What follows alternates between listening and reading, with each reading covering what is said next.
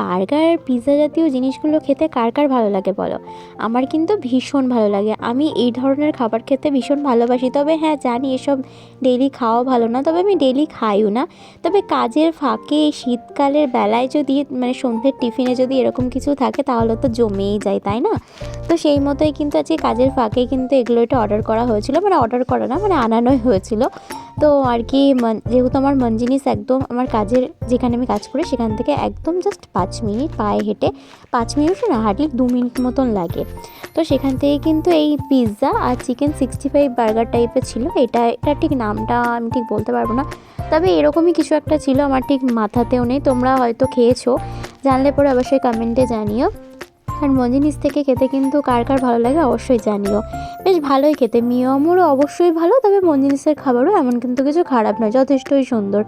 দুটোই ভালো লাগে। আর এরকম জাতীয় খাবার পেলে তো আমার কোনো কথাই নেই, সেটা যেখানকারই হোক না কেন। তবে হ্যাঁ, রাস্তার না হলেই হবে।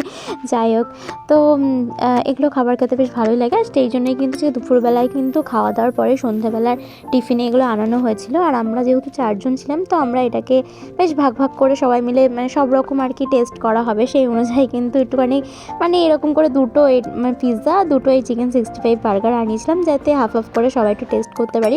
কারণ একই রকম খেতে না সবসময় ভালো লাগে না। তো সেই জন্যই কিন্তু এরকমভাবে আনানো হয়েছিল। আমরা কিন্তু বেশ মজা করেছি।